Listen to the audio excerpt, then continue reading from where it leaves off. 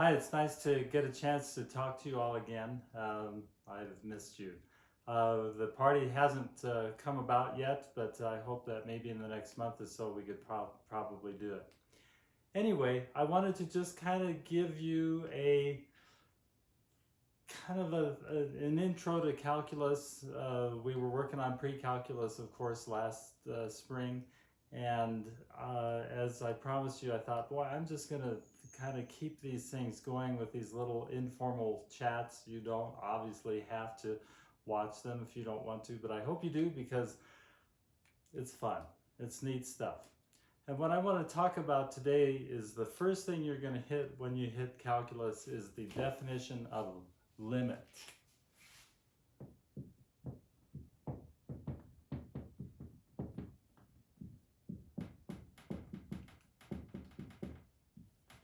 And so what I want to do is just kind of pretend here's some function. Don't know what it is. But as we center around neighborhoods, let's suppose I've got an x value right here. And I have another x value. This time I'm going to call it c.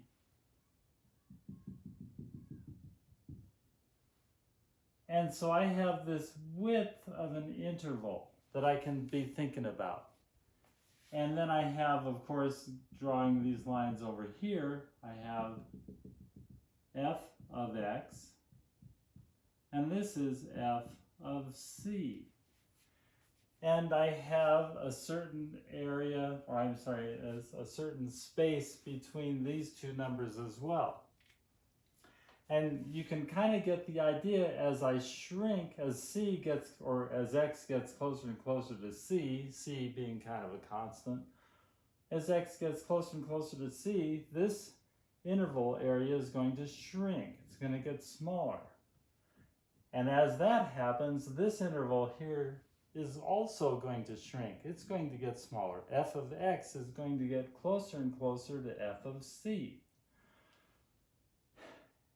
And that's basically what we mean by limit.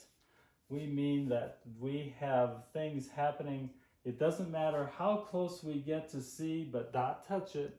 We are going to get a certain distance away. We're still going to get very close to f of c. This idea of closeness, this idea of, actually the word is infinitesimals, is what calculus is all about. Now the actual definition of a limit involves a little bit of signs, symbols. I'm going to write it down, let you think about it, and we'll get back to it. But a definition of a limit,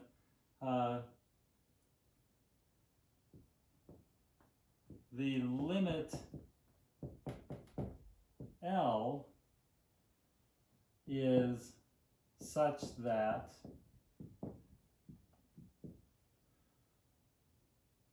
for any, that's what I mean by the upside down A, for any epsilon greater than 0,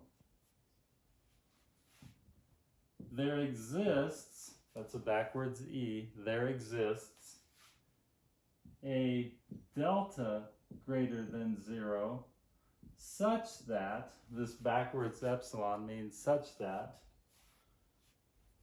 the absolute value of f of x minus L, our limit, is less than epsilon when the absolute value of x minus,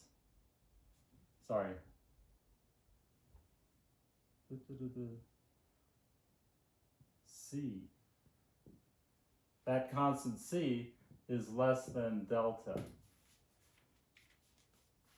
We'll go over this, we'll talk about it, but I just kind of wanted to give you an idea of this is the kind of thing that you're going to see in calculus.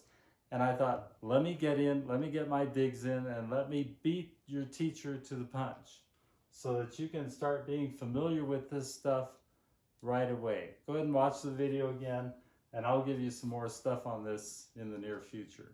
Have fun. Hope your summer is going great. I sure miss you guys.